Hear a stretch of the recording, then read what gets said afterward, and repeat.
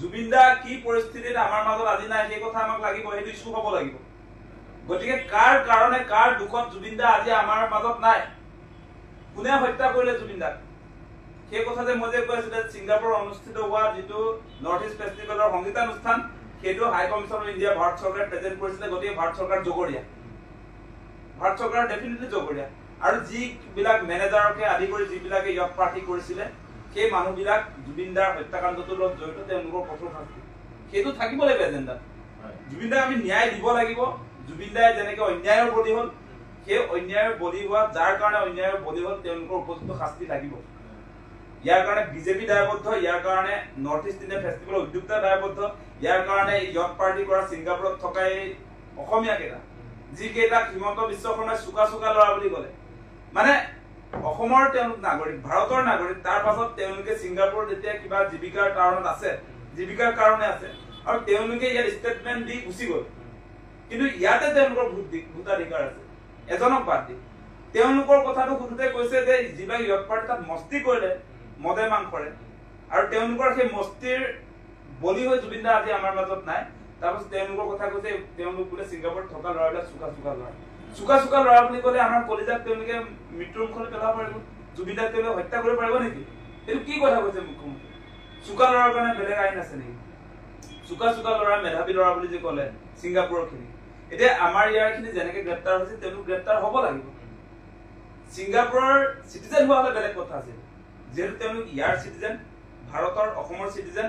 গতিকে বাকী কেইটা মানুহ কেনেকে আচলতে জুবিন দাৰ য়ক পাৰ্টিত থকাৰ কাৰণে এৰেষ্ট হৈছে, যিবিলাক ইতিমধ্যে এই কালপিত কেইটাৰ কথা কৈছো, সেইবিলাকো কালপিত।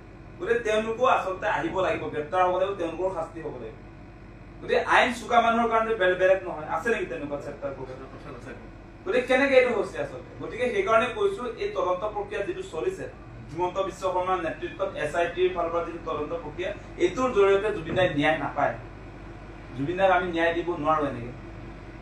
গতিকে সেইকাৰণে কৈছো এই বিজেপি চৰকাৰে জুবিন দাক ন্যায় দিয়াৰ পক্ষত নাই।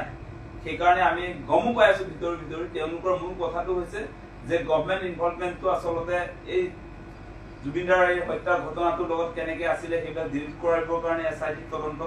তাৰ পাছত এতিয়া ED যে লগাই আছিলে, ED বিলাক লগাই টকা পইচাৰ এটা তেওঁলোকক কিছুদিন ৰাখিব পাৰিব, কিন্তু জুবিনৰ হত্যাকাণ্ডটো আচলতে এই মানুহবিলাকৰ ভুলৰ কাৰণে যে হ'ল, এইবিলাকে যে হত্যা কৰিলে সেইটো প্ৰমাণ কৰিবৰ কাৰণে তেওঁলোকে প্লেচ অফ অকাৰেঞ্চলৈ আপোনাৰ এমাহৰ পাছত গৈছে। এমাহলৈকে তথ্য প্ৰমাণ থাকে নেকি? গতিকে বহুত কাহিনী আছে দেই, আৰু বহুত দীঘলীয়া কথাবিলাক কৈ থাকিলে শেষ নহয়। ছিংগাপুৰ আৰক্ষীয়ে যিটো কথা ক'লে, ছিংগাপুৰ আৰক্ষীয়ে প্ৰাথমিক তদন্ত কৰি তেওঁলোকে ৰিপৰ্ট দিছে, তেওঁলোকে মিডিয়া ৰিলিজ দি কৈছে, প্ৰেছ ৰিলিজ দি কৈছে যে এইটো স্বাভাৱিক এটা আচলতে ঘটনা বুলি কৈছে, যে ষড়যন্ত্ৰমূলক নহয় বুলি কৈছে। ষড়যন্ত্ৰৰ বলি হৈ জুবিনাৰ মৃত্যু হোৱা নাই বুলি তেওঁলোকে কৈছে।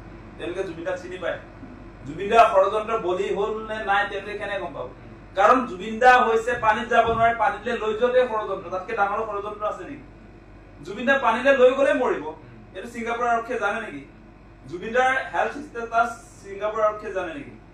জুবিন দাৰ আচলতে স্বাস্থ্যৰ কেনেকুৱা অৱস্থাত আছে সেই কথা বতৰাবিলাক তেওঁ জানে নেকি? জুবিন দাৰ চিকিৎসকৰ লগত ছিংগাপুৰ আৰক্ষীয়ে ষ্টেটমেণ্ট ল'লে নেকি? চিকিৎসকৰ পৰামৰ্শ ল'লে? কি এনেকুৱা কথা ক'বলে? গতিকে সেইকাৰণে কৈছো যে ছিংগাপুৰ আৰক্ষীয়েও যে জুবিনক নিৰাপত্তা নিদিলে, এতিয়া জুবিন দা কোন তেওঁলোকে গম নাপায়। গতিকে সেইকাৰণে প্ৰথম আমাৰ নিজৰখিনিয়ে কৈছো, নিজৰ ভাৰত চৰকাৰ ৰেছপন্সিবল, তাৰ পাছত ছিংগাপুৰ, এই গোটেই মানুহবিলাক আচলতে জুবিন দাৰ হত্যাকাণ্ডটোৰ লগত তেওঁলোক ইনভলভ হৈ থকা মানুহ। আৰু এটা কথা চাব দেই, এইটো কথাটো কৈ দিব লাগিব যে তেওঁলোকে ছিংগাপুৰে জুবিন দাৰ এই মৃত্যুৰ ঘটনাটো হত্যাকাণ্ড বুলি কিয় ক'ব নোখোজে? কাৰণ হৈছে ছিংগাপুৰ তাৰ যি আপোনাৰ ৰেভিনিউ জেনেৰেট হয়, যিটো টকা পইচা আহে ছিংগাপুৰ এটা পৰ্যটনৰ দেশ। গতিকে পৰ্যটন য'ত হয়, পৰ্যটনস্থলীবিলাকত, এতিয়া তাত যদি আপোনাৰ হত্যা কৰা হৈছে বুলি কয়, পৰ্যটন মানে মানুহ তালৈ যায়, পৰ্যটন মানে চাবলৈ যায়। গতিকে তাত যদি মানুহক হত্যা কৰিব পাৰে তেনেহ'লে পৰ্যটনটোত তেওঁলোকৰ ব্যাঘাত জন্মিব, তালৈ মানুহ নোযোৱা হ'ব, কাৰণ তালৈ নি মানুহক হত্যা কৰিব পাৰি। গতিকে সেইকাৰণে তেওঁলোকে তাত এই ঘটনাটো হত্যাকাণ্ড বুলি ক'ব খোজা নাই। মানে জুবিন গাৰ্গৰ যিটো এই মুহূৰ্তত আপোনালোকে দেখিছে, সকলো অসমৰ ৰাইজক কৈছো, সকলোৱে দেখিছে যে জুবিন দাৰ জাষ্টিচ বিচাৰি গোটেই পৃথিৱীয়ে আজি জাষ্টিচ ফৰ জুবিন গাৰ্গ দেখিছে, #জাষ্টিচ ফৰ জুবিন গাৰ্গ, এই গোটেই যিটো মুভমেণ্ট চলিছে, ছ'চিয়েল মিডিয়া মুভমেণ্ট, কিন্তু ৱৰ্ল্ড ৱাইড চলিছে এইবিলাকত কিন্তু প্ৰভাৱ পৰে মানে এইটো যে চলিছে এইটো চলাৰ পাছত যদি সেইটো হত্যাকাণ্ড বুলি প্ৰমাণ হয় তেতিয়াহ'লে তাত প্ৰভাৱ পৰিব পৰ্যটনত সেই কথা বতৰাবিলাক আছে এইবিলাক চৰ্চাটো হোৱা নাই কিন্তু বহুত ডাঙৰ কথা মানে